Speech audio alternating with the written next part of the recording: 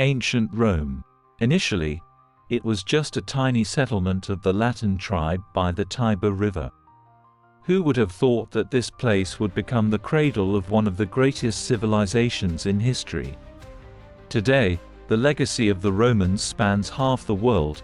Their language, Latin, has given rise to many modern languages, and the numerals we use come from Roman culture. In the shadow of 7 hills, on the banks of the Tiber River, in 753 BC, the legendary brothers Romulus and Remus founded the city of Rome. Raised by a she-wolf, they became symbols of strength and survival. But fate decreed that only one of them would become the founder of the city. Romulus killed his brother in a dispute over the location of the city and became the first king of Rome, beginning a great journey to glory and power. Early Rome was ruled by 7 kings, each of whom made significant contributions to the development of the city. The first king, Romulus, laid the foundations of the Roman state. The second king, Numa Pompilius, established many religious traditions and customs. During the reign of the 6th king, Servius Tullius, important reforms were introduced, including the first census and the division of citizens by property classes. But the last king, Tarquin the Proud, was expelled after a brutal scandal involving his son, which ended the royal era and ushered in the Republic. In 509 BC, the Romans decided to no longer allow power to be concentrated in one person's hands. They created a republic where power was divided between 2 consuls, elected for 1 year, and a senate consisting of patricians, representatives of ancient families. Plebeians, who made up the majority of the population, were deprived of political rights for a long time, which caused numerous conflicts. The plebeians did not accept their secondary role and began to fight for their rights.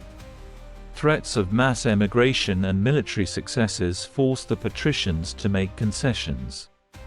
In 494 BC, the office of Tribune of the People was introduced with veto power, allowing them to overturn any consul decision. Gradually, the plebeians achieved the issuance of the first written laws, which became an important step towards legal equality. One of the most significant events of the Republican period was the Punic Wars with Carthage. These wars lasted over 100 years and ended with the complete destruction of Carthage in 146 BC. The victory in the Punic Wars allowed Rome to establish itself as the main power in the Mediterranean. The legendary general Hannibal, who led his troops across the Alps and inflicted several crushing defeats on the Romans, especially stood out, but ultimately he was defeated.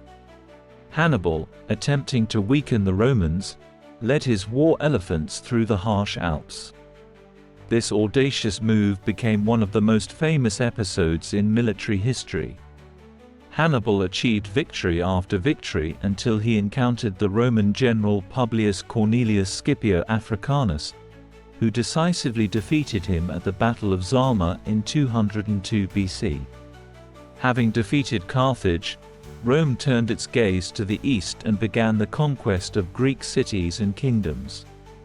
In 146 BC, the Romans destroyed Corinth and annexed Greece to their possessions.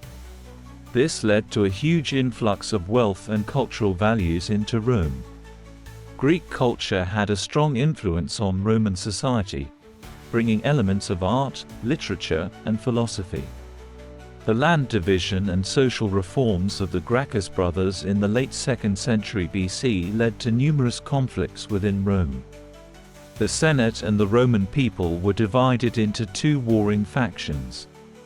The brothers' attempts to reform Roman society led to their assassination and the start of civil wars. Gaius Julius Caesar, one of Rome's greatest generals, was not only a great warrior but also a brilliant orator and politician. His famous crossing of the Rubicon River with the exclamation "The die is cast" became a symbol of determination and resolve. The time of great changes had come. Gaius Julius Caesar, one of Rome's greatest generals, conquered Gaul, crossed the Rubicon, and marched his legions to Rome. He became the sole ruler, took the title of dictator, and began large-scale reforms. However, his drive for absolute power led to a conspiracy in the Senate, and in 44 BC, Caesar was assassinated. Caesar was killed on the day known as the Ides of March, March 15th. One of the conspirators was his close friend and ally, Marcus Junius Brutus.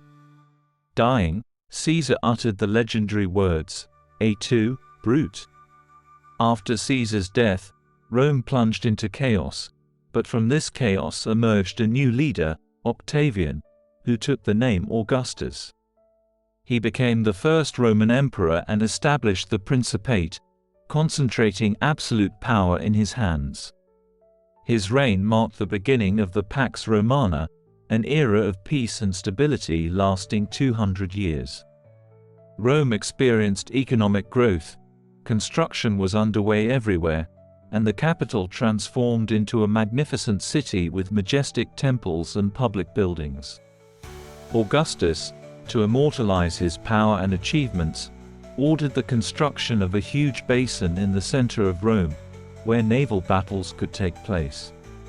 In one such battle, about 3,000 gladiators and dozens of ships participated. Roman history is rich with great women, whose roles were often hidden behind the greatness of their husbands, but their influence was no less significant. Cleopatra, the Queen of Egypt, was one such woman. Her romance with Julius Caesar, and later with Mark Antony, had a huge impact on the politics of the time. She bore Caesar a son, Caesarion, who, despite being born out of wedlock, was recognized by Caesar as his heir. Livia Drusilla, the wife of Augustus, was another influential figure. She was not only the spouse of the first emperor but also the mother of his successor, Tiberius. Livia played a significant role in politics, using her influence to advance the interests of her family. Hannibal, attempting to weaken the Romans, led his war elephants through the harsh Alps. This audacious move became one of the most famous episodes in military history. Hannibal achieved victory after victory until he encountered the Roman general Publius Cornelius Scipio Africanus, who decisively defeated him at the Battle of Zama in 202 BC. The empire reached its peak under the reign of Emperor Trajan, who expanded its borders to their maximum extent. His successor, Hadrian, focused on strengthening the borders, building the famous Hadrian's Wall in Britain. Emperors of this period, such as Marcus Aurelius, known as the philosopher on the throne, left a significant legacy in the form of literary works and philosophical teachings. Marcus Aurelius, in addition to his military achievements, left behind Meditations, one of the greatest works of Stoic philosophy, written during his military campaigns. One of the most exciting aspects of Roman culture was the gladiatorial games. Gladiators, often slaves or criminals, became heroes of the arena, fighting each other or wild animals in front of thousands of spectators. These games were not only entertainment but also a way to showcase the strength and greatness of Rome. Among the gladiators, there were also women. Although female gladiators, known as gladiatrixes, were rare, they evoked no less interest and admiration. They fought just as fiercely as men and often became symbols of courage and resilience. However, after Marcus Aurelius, a period of crisis began. Economic difficulties, internal conflicts, and external threats gradually weakened the empire. In 476 AD, the Western Roman Empire fell under the onslaught of barbarians. But Rome's legacy did not disappear. The eastern part of the empire, known as Byzantium, continued to exist for another 1,000 years. The last emperor of the Western Roman Empire was a boy named Romulus Augustulus, whose name strangely echoed that of the first king of Rome and the first emperor. His overthrow in 476 symbolized the end of the ancient empire. Roman law, architecture, engineering achievements, and the Latin language continue to influence the modern world. Even millennia after the empire's fall, Rome's legacy lives on in our cultures, languages, and daily lives.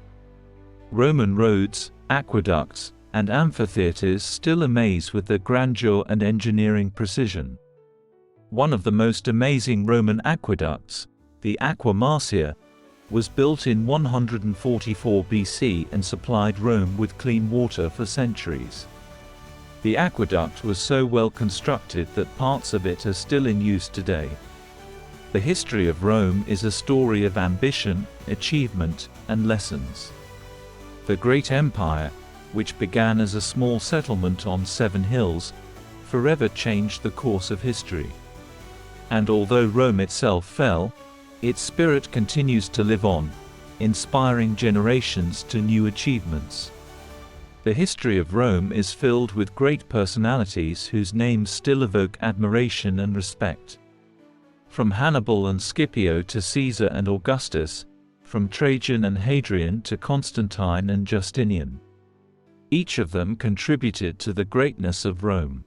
They built roads and aqueducts, erected temples and amphitheaters, wrote laws and philosophical treatises.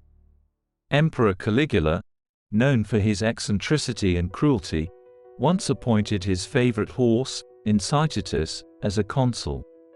This episode underscores the absurdity of his reign and the extent of his madness. Constantine the Great, the first Christian emperor, before the decisive battle for Rome, saw a vision of a cross and the inscription in this sign, "You will conquer." This moment became a turning point in history, bringing Christianity into the heart of the empire.